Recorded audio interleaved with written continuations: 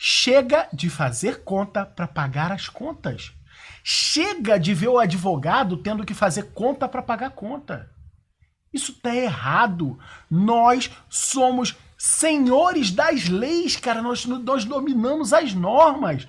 E essa é uma profissão que deveria ser como é no mundo inteiro, sabe? Aplaudida, reverenciada. E no Brasil ela é empobrecida. Chega! Chega! Nós estamos criando um movimento contra essa advocacia empobrecida. Um movimento para te tirar desse rol de pessoas que fazem conta para pagar as contas. Tá errado. E a gente conhece o caminho para isso. O caminho para você nunca mais ter que fazer conta para pagar contas se chama ter uma carreira com resultado. O problema é que o advogado, ele foi formado para atuar dentro do Poder Judiciário. Aliás, a nossa faculdade de Direito, ela não está formando o advogado. E a maior prova disso é um exame de ordem que cria um verdadeiro bloqueio de entrada. A nossa faculdade de Direito está formando uma mão de obra que não é especializada em nada, que é o tal do bacharel em Direito. Que não está pronto, não está habilitado para atuar em nada. O que é mentira, porque aqui ele está habilitado para atuar. Porque nós não tratamos com atos privativos de advogado o trabalho com rol de família. Olha que incrível. Para o bacharel de Direito, muitas vezes isso é a tábua de salvação. A faculdade de Direito não está formando, não está preparando o advogado. Aí o sujeito se prepara para poder se habilitar para advogar. Quando ele se prepara para se habilita para advogar, quando você enxerga o próprio exame de ordem, o exame de ordem ele fomenta. O exame de ordem fomenta a advocacia judicializada. Fomenta, por quê? Porque 90% do que é cobrado ali diz respeito à advocacia judicial. Só que existe muito mais na advocacia do que só aquela judicializada. A exemplo do trabalho com holding familiar. O que é o trabalho com holding familiar? O trabalho com holding familiar, ele parte de uma ideia que você precisa enxergar que a sua carreira não pode seguir para se especializar, ela não pode seguir uma área da faculdade. Olha só o médico. Na faculdade, o cara pode escolher ser ortopedista, beleza? Mas o cara que vira ortopedista, ele passa... raramente você vai encontrar um ortopedista que ele é só ortopedista. Além disso, ele pega da medicina, que é um nicho, ele pega um subnicho, que é a ortopedia, e ele vai no sub-nicho para se tornar a maior referência. Aí você vai pegar um ortopedista que o cara, na verdade, é especialista em joelho, é especialista em calcanhar, especialista... Por que isso? Porque ele vai atrás de demandas da sociedade. Se o cara for tentar ser especialista, por exemplo, nesse osso aqui nesse osso aqui de trás do braço, dificilmente ele vai ter muito ganho. Por quê? Porque pouca gente tem problema nesse osso aqui, sei lá, tá? Agora, no calcanhar, caramba. No joelho, caramba. Sabe? Ele vai atrás de uma ultra especialização? Não. Ele foi atrás de uma demanda dentro da sociedade. De uma demanda. E o que nós fazemos aqui é exatamente isso. A gente vai atrás de uma demanda. Eu não sei se tá travando aqui. Eu queria que vocês me dissessem. Eu tô vendo aqui uns pontinhos vermelhos aqui no meu programa. Falem para mim aqui no chat se tá travando. Mas o que a gente fez no trabalho com holding familiar foi ir atrás de uma demanda da sociedade.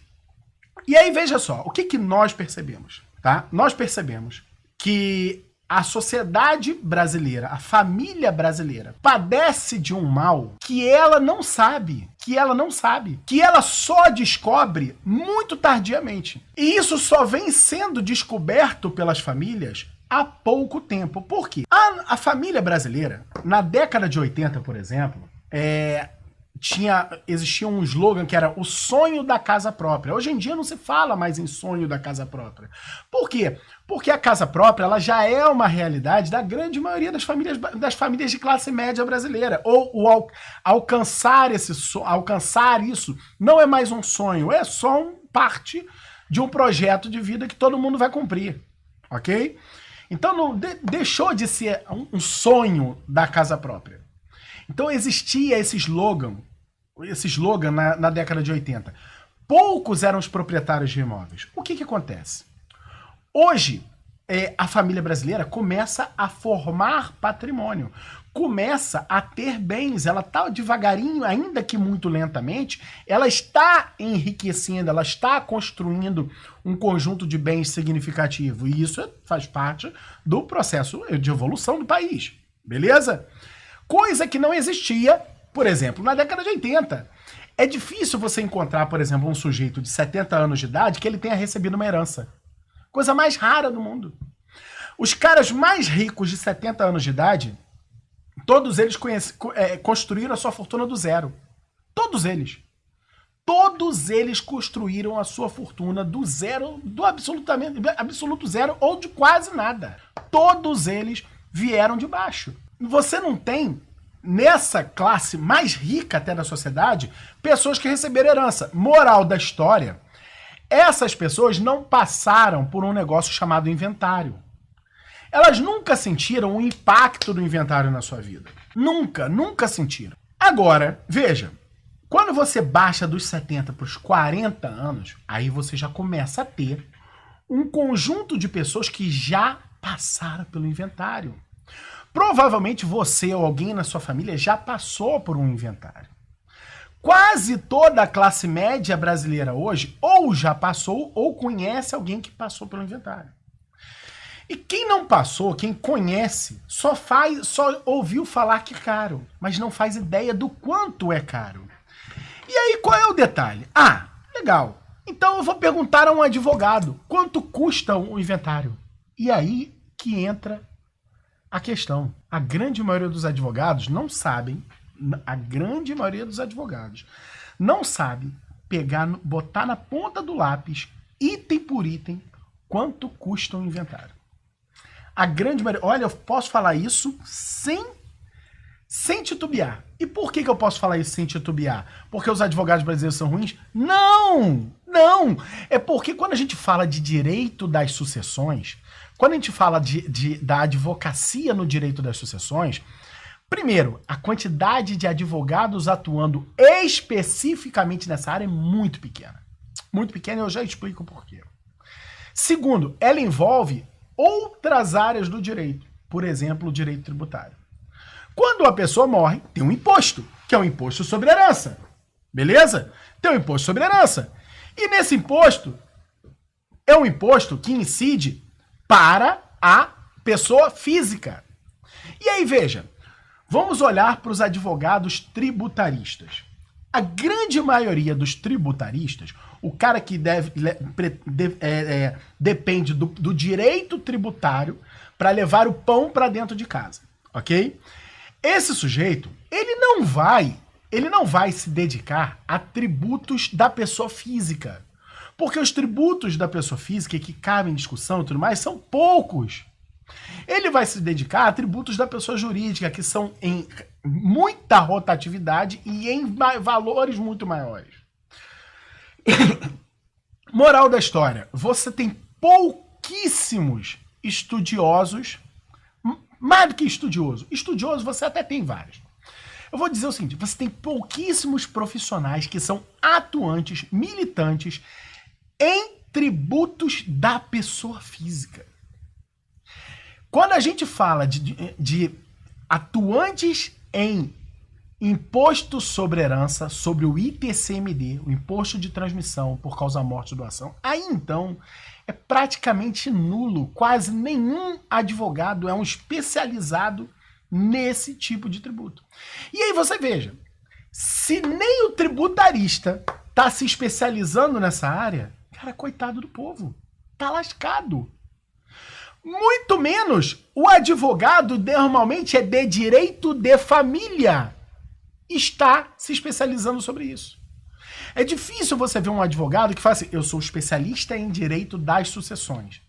E quando aparece, é aquela exceção que serve para confirmar a regra. A grande maioria é advogado de direito das famílias. E não existe um ramo do direito chamado famílias e sucessões, ok? Não existe. Nem na faculdade isso existe, tá bom? É direito das famílias e direito das sucessões, tá bom? E aí os caras que atuam no direito das famílias também atuam no direito das sucessões. Mas são dois ramos do direito distintos, separados. Ok? E aí, veja, o advogado que atua no direito das famílias, ele acaba também atuando de vez em quando no direito das sucessões. Ah, mas é porque aparecem poucos inventários. Não aparecem poucos. Os grandes inventários não passam nos escritórios dos grandes advogados de direito das famílias. Você não está entendendo isso. Não passam. Aliás, os grandes inventários não passam na mão dos advogados militantes no fórum. Não passam na mão dos advogados militantes do judiciário. Não passam. Eu vou dizer aonde eles passam. Você lembra quando você se formou? Se é que você se formou, tá? Se você já se formou. Se você não se formou, você vai observar isso. Mas você que já está formado, você que já é formado até há muito mais tempo, você vai lembrar que quando você se formou e decidiu ter a tua atuação no Poder Judiciário, teve um, ou dois, ou vários colegas seus que falam, não, cara, eu não tenho tempo pra isso. Eu não tenho tempo pra ficar esperando na minha vida, não depende disso. Depende desse troço, eu tenho que dar mais giro na minha carreira. Aí o cara fala assim, não, ele já não milita mais tanto nessa advocacia judicial, né? E ele vai montar, por exemplo, uma administradora de bens, uma administradora de imóveis, uma corretora. Muitos advogados vão fazer isso. Muitos, muitos. E aí, veja, a família tem lá 20 imóveis alugados e estão dentro de uma administradora de imóveis cujo proprietário é advogado, ok? Aí esse cara morre. Vai ter um inventário que só de honorários vai girar aí algo em torno de uns 500 mil reais. Quem você acha que é o advogado que vai fazer esse inventário? Você acha que é o especializado em direito das sucessões que quase não se encontra? Você acha que é o especialista em direito das famílias que vai fazer esse inventário? Não. Quem vai fazer esse inventário é o dono da administradora de imóveis. É ele que vai fazer.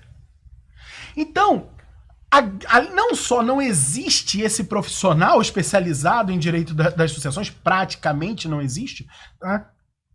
Como os grandes inventários não passam também nas mãos dos especializados em direito das famílias que também atuam com inventários e com sucessões. Essa é a realidade que nós enxergamos. Ah, mas então por que se especializar nessa área?